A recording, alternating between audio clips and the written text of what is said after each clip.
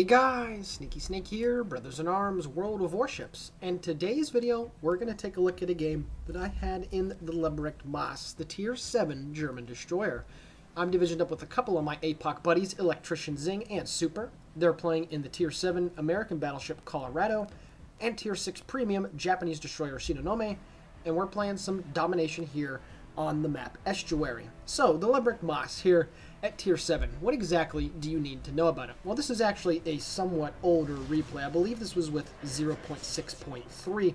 However, the ship has not changed since then, so this replay certainly would still be accurate for how this ship will perform if you're able to put it in the right situations. So, the things to know about the ship is that first off, it has the highest hit point total of any of the Tier 7 destroyers. This thing is certainly able to take a pretty big pounding from a lot of Tier 7 and Tier 8 ships, even Tier 9s. This thing is not easy to kill, as you have 19,950 total HP. Now, of course, this is me using the hit point boost perk. I don't remember what it's called. I think, no, it's not Basics of Survivability. I don't remember what it's called. Anyway, the fact of the matter is that it's very tanky. However, AP shells do kind of hurt with this thing. When you're angled at about 30, 40, 50 degrees, 8-inch AP from cruisers will be able to go through the entirety of your ship and deal a lot more damage. So you're actually a little bit more safer in this thing on the full broadside, as the chances of those things going right through and over-penetrating is greatly increased. The ship also comes with 5 128mm guns. However, these are the 1934 versions. These are not the upgraded 41 versions that you find on ships like the Z46 and 52, the Tiers 9 and 10, respectively. So the gun characteristics, it's not very good. 830 meters a second for the shell velocity is okay. However, the high explosive performance is absolutely terrible. 1,500 on a max HE roll, and a fire chance that only reaches 6% unupgraded. So even though it has a 4-second reload base, it's really not going to be lighting that many fires, and certainly not doing a lot of HE damage whatsoever. However, the trump card, much like the German cruisers, is the performance of the armor piercing. You have 3,000 damage on a citadel with these guns, and if you do get close enough to enemy cruisers, especially those that are tiers 6 and 5, you certainly will be able to punish them. And there's actually going to be a solid example of that coming up later in the replay. Other things about the Maass, however, it gets hydroacoustic. You saw that I just popped it. Lasts for about 1 minute and 34 seconds. The duration is pretty good. I highly recommend, if you have the perk, or excuse me, the equipment piece that increases the range or the duration of your hydroacoustic search, I highly recommend using it. Is that it certainly helps. I have it on my Z23, and I also just unlocked the Z46, and I am going to keep it on there as well. Now you can see here the hydroacoustic coming in handy as I was able to secure the objective at Alpha, getting those torpedoes spotted from miles away, so I have no chance whatsoever of eating those. And I also have my torpedoes going downrange at the enemy lander, and those torpedoes actually look pretty good. You also saw there on that broadside sims, I did just over 2,000 points of damage with the armor piercing, and there we go. 3 torpedoes slam home to that Tier 6 British light cruiser. Very surprising that he ate those torpedoes, but nonetheless, very solid kill to start the game, and I'm already up to 34,000 points of damage done. And that sims has also been taking a beating as well for my 2 buddies that are over here. So we have certainly taken Alpha by storm, and we are doing A-okay. Other things about the Maass, the torpedoes, they're decent. They come equipped, you get 4 torpedoes in 2 different launchers, so you get a total of 8, and they're mounted on the center line, so you can obviously get all torpedoes on one broadside. They have a range of 8.5 kilometers and a speed of 65 knots, which is pretty decent.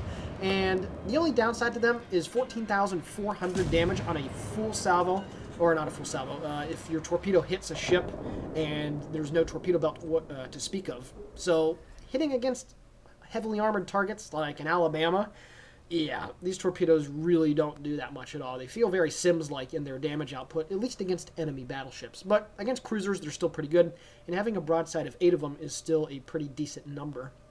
The speed on the ship is okay. You can see with the speed boost, I'm going completely straight, and I'm only going about 38.5 knots. That will approach 40 knots, but yeah, it's a pretty slow ship as well. The maneuverability is, it's okay. It's definitely in the 600s. I think it's 640 meters for the turning radius. This is, of course, a fully upgraded Maass, so this thing is certainly going to be a bit sluggish. The rudder shift time is also 4.1 seconds, which is okay. And then the concealment, with the concealment captain skill, you can get that down to 6.8 seconds. So unfortunately, you're going to be getting outspotted by Sims and the Japanese destroyers. And while Tier 7 destroyers really aren't known for their amazing concealment, the Maass is okay. So basically what you have here is a very traditional and typical destroyer. It doesn't come with any of the gimmicks like the Gaeta or the Z-23, which have 150mm guns as an option. So it's good for getting in caps. It counters a Sims decently because you do get an extra gun, and although the turrets do turn rather slow, it's going to get the job done, that's for sure. Now, I'm not sure exactly what is spotting me here. You can see that it's either radar, but of course there's no radar at this tier, so I'm thinking it's hydroacoustic, and then all of a sudden I see these torpedoes that are coming in, and indeed there is an enemy Königsberg, which I completely lost track of that was over there, but now you're going to see the power of the armor piercing here. This Omaha is 4 kilometers away and giving me a full broadside, and there we go, get a double citadel. Very solid amount of damage. Another broadside out. Oh boy, another double citadel, and yet another salvo out. Unfortunately, no citadels there, but he certainly is turning away now because he is in a very precarious situation. And then he does the worst thing possible. As I shoot high explosive at him, he decides to turn broadside yet again. More shells flying in, and boom, a triple citadel for just under 7,000 points of damage. And you can also see there the tanky nature of the ship coming into play, as I still have just under 8,000 hit points as I'm going to be able to use my repair now. So I was able to go into that engagement pretty comfortably. And although I did eat a lot of damage, that's a-okay, because now the gravest threat to my position is destroyed, as the Königsberg and the König are running away. So a very good play right there. It was very risky, it was very bold, but as they say, fortune does indeed favor the bold. So now I'm getting some high explosive shells here at the enemy König, and now I'm going to preemptively drop my torpedoes. You saw that the indicator was moving slightly to the left there when I dropped him, so I'm figuring to myself that he's speeding up, and I also managed to light a double fire on that guy. Now that's very important. Now he's not a potato and decided to put out one fire, which I see way too many battleship drivers do. So he decided to put it out after getting 2, which is a pretty reasonable thing to do. However, he probably doesn't know that I have torpedoes on the way. And as I go out of my smoke screen, I am not detected. There's no other enemy ships on this side of the map, sans for those 2, so I'm feeling a-okay. So now I'm trying to get a spot on this guy to see if my torpedoes will be okay. The one all the way on the far right looks pretty good. The Königsberg takes a pretty decent hit behind me from Zing in the Colorado, and I actually managed to hit the very bow of the König and do just under 10,000 damage. Like I said earlier, not very good alpha damage, but I managed to get the flooding. I also slow down for his incoming rounds, and they all miss. So now I'm in a very good spot, because this König is going to be flooding for quite some time as I go undetected, and I'm now moving behind the island, able to get shots at him, looking for a fire to compound with the flooding. But you see that guy's hit points is actually going out pretty fast. At this point in the game, it's 534 to 491. We do have control of 2 of the caps, and we're about to capture objective Charlie. So at this point, there's no reason to get overextended and be too aggressive. So I'm just going to continue to kite away, get more shots at the König here, and I'm going to now head over towards objective Bravo. The remaining ships of the enemy fleet, are over there at objective Delta, and it looks pretty comfortable. It does seem like we have the game in the bag. Zing in the Colorado manages to take care of business. Unfortunately, the Shinonome's torpedoes run out just in time for that König, but he is still flooding. He also does have a fire from the Shinonome, so at this point he's at less than 3,000 hit points, and it's now a matter of who's going to get the kill. He continues to burn, he continues to flood, and I pick up a Liquidator. I have not had that medal in months, as I kill that Tier 5 German battleship, and I just crack 105,000 points of damage. Very solid stuff here, and there is still a little bit more that needs to be done. So what have you seen so far with the Maass? Well, a very competitive rate of fire that is able to utilize the armor piercing to a very solid degree and is able to punish any enemy cruisers that get a little bit too close. The torpedoes are a-okay, certainly not in alpha, but in speed and range. As long as you can get close enough, they will do the job. Decent speed, decent detectability range, okay maneuverability. There's really no huge weakness besides, I'd say, the turret traverse. And like I said, this is just a traditional destroyer. Jack of all trades, but not really the master at anything. Now getting some long-range shots here at the enemy Colorado. He's 12 kilometers away. I'm going to switch here to the outside view of the ship. And again, you can see here the rate of fire is pretty good, even if the high explosive shells really aren't doing anything. But you know what? Would I be better off shooting AP there? Probably so, as he does go broadside. That Colorado did anyway. Probably would have been better off firing the armor piercing, but you know, trying to get the fires, again, 6% fire chance is very poor. But, hey, gonna try to damage her a little bit, you know what I mean? And there we go. I managed to set a fire on the Nagato, so very good stuff. And now I'm going to switch to the armor piercing, and you're going to see here that Nagatos, presenting a broadside to you, even at 10 kilometers, will take a pretty significant amount of damage from your armor piercing.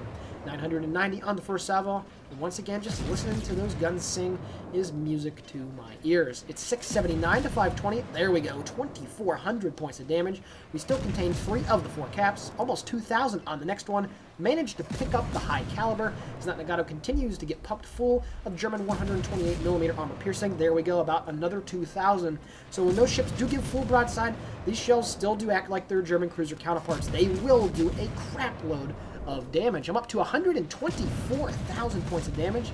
I'm going for the Kraken here. I'm only 2 kills away. The Shiratsuyu does manage to take out the Nagato, so now there's just the Fiji. There's an enemy destroyer, the Shiratsuyu, who is at 6.8 kilometers away, and I should be able to get this kill. I whiffed the first 3 shots pretty hard, and then I fire blind into, and there we go. I managed to pick up the 4th kill of the game for me, to 125,000 points of damage. Now I'm getting some more shots here at the enemy Colorado, and now I switch to the armor piercing. We'll see here. Can't really tell right now where I'm aiming due to the replay, the way it works. However, the place that you want to land your armor piercing salvo is looking at the New Mexico right here. It's that thin strip of armor right there, about 2,500 on the Colorado. It's that thin strip of armor that's just below all 4 of the turrets, but it's just above the waterline. And on most battleships, actually, that area is anywhere from 20 to 50 millimeters thick. So you're going to see here on this New Mexico's, the shells fall in right to that nice little spot right there, and I'm able to rack up an impressive amount of damage. Obviously, you haven't taken too much damage as of yet, so I'm certainly going to soak in there, but you see right there where those shells were hitting. That's exactly where you need to be aiming with your armor piercing, and you're going to be able to do a very solid amount of damage. The damage has now started to fall off a little bit, so I continue to adjust my speed, but there we go. I pick up the Confederate as well with 826 left in the game, almost 3,000 right there, also playing with the speed, and I only managed to take a couple shells there from the New Mexico. I'm up to 145, and once again, right where those shells were landed, beating a dead horse here, but you can see that it's very consistent AP damage, and that's the thing with German cruisers and destroyers. You need to find those weak spots where it's going to be consistent, because those ships really aren't as well. I unfortunately am presenting a broadside here to the Colorado, and you see there, almost full broadside. I only ate a few overpens. If I was angled any more, I might have been outright deleted right there. The game is about to end, so now I'm going to try to pump some extra damage into the Colorado. It's 8 kilometers away. It's 976 to 429, so the game is almost in the bag. 152,000 points of damage, and I'm continuing to kite away, and once again, very solid stuff right there. And as more shells are flying in towards the Colorado, we're going to end the game here, and we're going to take a look as he takes a torpedo at the post-battle results.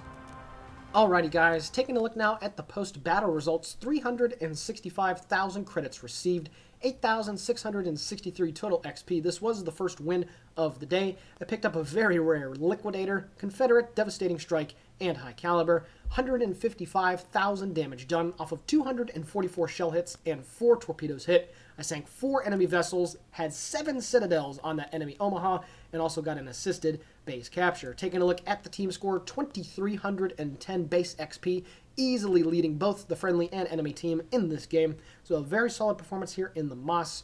And overall, like I mentioned earlier, it's not a ship I really care for too much, but the grind on it was relatively easy. And after some pretty bad games, quite frankly, when this thing was stock, it is certainly not the best ship when it's unupgraded. But when you do get it fully upgraded, it can perform pretty well, and Sims and Mahans do have to beware. So, with that being said, thank you guys very much for checking out this video. Please leave a like, a comment below, or possibly subscribe to the channel. All of it is very much appreciated. And with that being said, the Sneaky Snake here for Brothers in Arms World of Warships, signing off. Guys and gals, have a fantastic day.